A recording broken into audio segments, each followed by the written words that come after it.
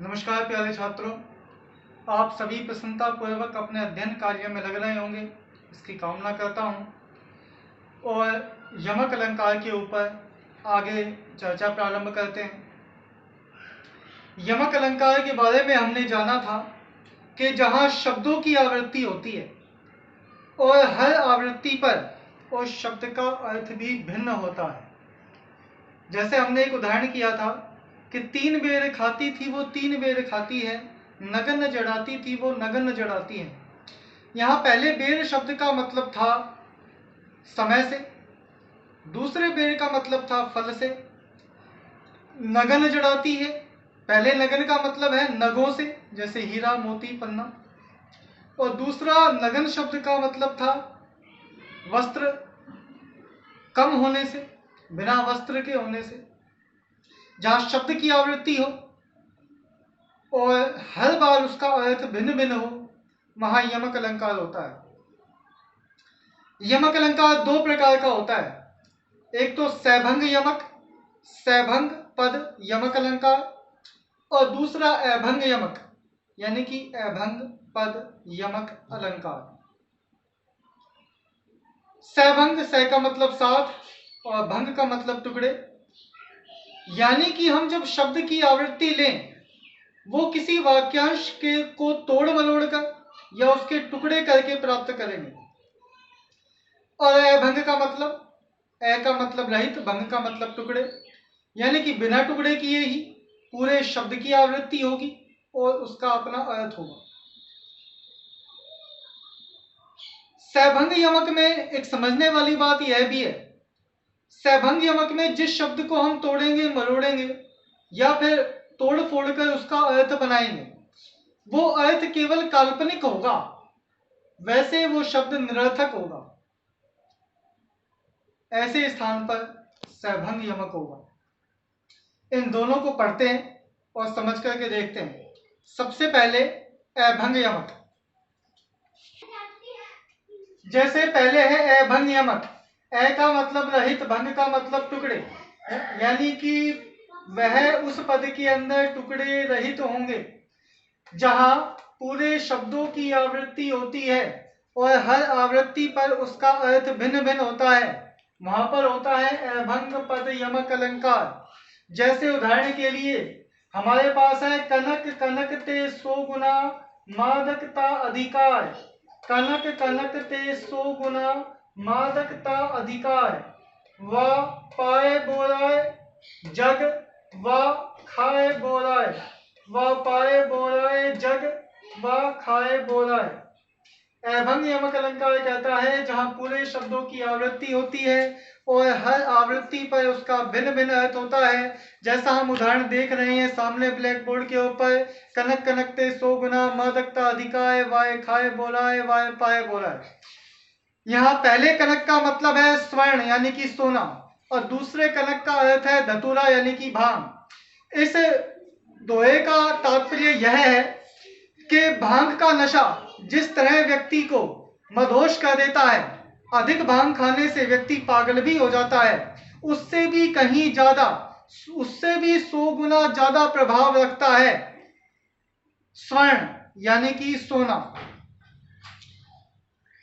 लोभ के अंदर व्यक्ति उस भांग के नशे से भी 100 गुना ज्यादा पागल हो जाता है। इस तरह का यहाँ तात्पर्य लिया गया है, लोभ न करने की शिक्षा दी गई। यहाँ बिना शब्द के टुकड़े किए ही हमें पूरे शब्द की आवृत्ति हो रही है और उस शब्द का आवृत्ति पर भिन्न भिन्न अर्थ निकल रहा है। कनक कनक पूरे शब्द की आवृत्ति होती है और हर आवृत्ति का भिन्न अर्थ है। पहले कनक का अर्थ है सोना और दूसरे कनक का अर्थ है धतूरा। इस काव्यांश का भी मैंने आपको अर्थ बताया। इस काव्यांश में कवि यह बताना चाहता है कि जिस तरह अधिक भांग खाने से व्यक्ति नशे में उन्मत्त हो जाता है, पागल हो जाता है, इसी तरह जिसको सोना मिल जाए यानी कि लोभ में आकर व्यक्ति उस नशे से भी ज्यादा, उस नशे से भी 100 गुना ज्यादा उसके ऊपर प्रभाव पड़ता है। तो यहाँ पर पहले कनक का मतलब था स्वर्ण और दूसरे कनक का मतलब था धतूरा यानी कि भांग।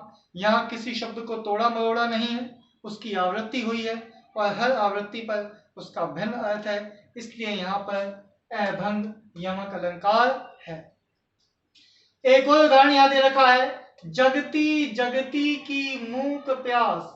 जगती जगती की मूक प्यास। जगती का मतलब है जाग रही है, जगती का मतलब संसार की, मूक का मतलब गूंगी और प्यास का मतलब प्यास। यहाँ जगती जगती शब्द आया है और इस शब्द की बिना तोड़े मरोड़े आवृत्ति हुई है और हर आवृत्ति पर इसका अलग अलग अर्थ है।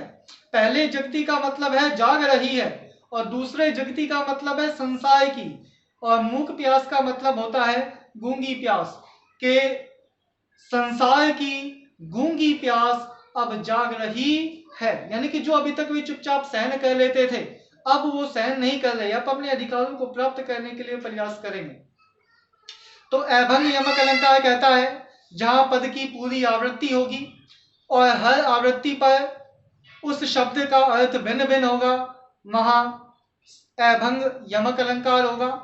इसमें बिना किसी शब्द के टुकड़े किए ही उसकी आवृत्ति होगी और उसका भिन्न अर्थ भी होगा। इससे बिल्कुल विपरीत होता है सभंग यमक। स का मतलब साथ और भंग का मतलब टुकड़े, यानी कि टुकड़े के साथ, यानी कि जिस पद की आवृत्ति हो रही है, जिस शब्द की आवृत्ति हो रही है, उसका हमें तोड़ मरोड़ कर या टुकड़े बनाकर अपने हिसाब से काल्पनिक अर्थ लेना पड़ेगा।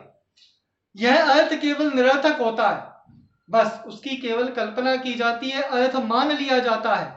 या मैं ऐसा कहूं कि एक अलग अर्थ प्रतीत होता है तो ज्यादा अच्छा रहेगा, यानी कि किसी शब्द को तोड़ेंगे मरोड़ेंगे और एक शब्द तो हमारे पास पहले से ही होगा, ऐसे हम किसी शब्द की आवृत्ति लेंगे और हमें भिन्न भिन्न अर्थ प्रतीत होगा।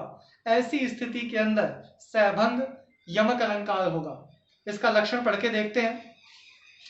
सभंग पद यमक अलंकार कहता है जब जोड़ तोड़कर ऐसे वर्ण समूह या शब्द की आवृत्ति हो और उससे भिन्न अर्थों की प्रतीति हो। प्रतीति का मतलब महसूस होना, अर्थ जरूरी नहीं है कि भिन्न ही हो, केवल प्रतीति हो, महसूस हो, वहां पर सभंग पद यमक होगा। यानी कि शब्द का टुकड़ा किया जाएगा, उस पद का टुकड़ा किया जाएगा या तोड़ा मरोड़ा जाएगा, तब भिन्न अर्थ की प्रतीति प्राप्त की जाएगी। ऐसी स्थिति के अंदर सभंग यमक अलंकार होगा। कैसे होगा समझ करके देखते हैं।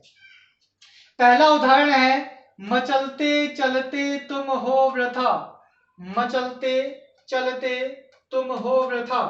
इस मचलते शब्द में से हमने मैं को अलग किया और चलते शब्द लिया। इसके बाद दूसरे चलते, यानी कि इस शब्द का तोड़कर, मचलते शब्द को तोड़ा मरोड़ा, मचलते में से मैं को अलग किया और चलते की आवृत्ति ली। इस तरह तोड़कर हमने इस चलते शब्द की आवृत्ति ली। जब किसी शब्द को हम तोड़ मरोड़ करके उसकी आवृत्ति को लें, वहां पर सभंग पद यमक अलंकार होता है। एक और उदाहरण से समझ कर देखते हैं। पास ही रे हीरे की खान, खोजता कहाँ नादान। पास ही रे हीरे की खान, खोजता कहाँ नादान। इस दूसरे उदाहरण में आप देख रहे हो कि ही अलग है, रे अलग है, यानी कि पास ही है हीरे की खान, तो यहाँ पे ही अलग और रे अलग, हम इन दोनों को जोड़ रहे हैं और हीरे शब्द की आवृत्ति ले रहे हैं।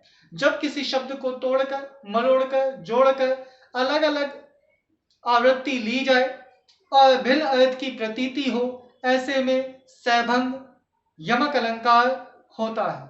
दोनों उदाहरणों को दोबारा समझ करके देखते हैं। पहला उदाहरण था मचलते चलते तुम हो वृथा। इसमें मचलते चलते में से मैं को अलग किया और चलते चलते की आवृत्ति ली। और दूसरा उदाहरण है पास ही रे हीरे की खान। तो ही और रे दोनों शब्द अलग अलग थे, हमने इन दोनों को जोड़ दिया और दूसरी तरफ हीरे शब्द की आवृत्ति ली। इस तरह हीरे शब्द की आवृत्ति होने के कारण यहाँ पर सभंग यमक अलंकार हुआ। तो हमने आज यमक अलंकार के दो भेदों के बारे में जाना। यमक अलंकार का लक्षण यह है जहां पद की आवृत्ति हो, शब्द की आवृत्ति हो, भिन्न भिन्न अर्थ निकले। दो प्रकार के यमक होते हैं, सहभंग और अभंग। सहभंग पद यमक कहता है जब किसी पद के टुकड़े करके या जोड़कर, तोड़कर, मरोड़कर शब्द की आवृत्ति ली जाए, भिन्न अर्थ की प्रतीति हो। जैसे मचलते चलते तुम हो वृथा में हो रही थी, इसमें हमने मचलते में से मैं को अलग किया और चलते चलते की आवृत्ति ली। जैसे परदेश यो पर्दे की इज्जत परदेसी के हाथ बिकानी थी, यो पर्दे की इज्जत परदेसी के हाथ बिकानी थी। इस पंक्ति का सबसे अंतिम शब्द है पर्दे, और परदेशी में से हमने पर्दे और शी को अलग कर दिया। इस तरह पर्दे पर्दे की आवृत्ति ली, यानी कि शब्द को तोड़ा, सहभंग हुआ, और यहाँ पर सहभंग यमक हुआ। नंबर 2 पर अभंग यमक। यहाँ किसी शब्द के टुकड़े नहीं करते, बिना टुकड़े किए ही पूरे शब्द की आवृत्ति होगी और हर आवृत्ति पर उसका भिन्न भिन्न अर्थ होगा, वहां सहभंग यमक अलंकार होगा।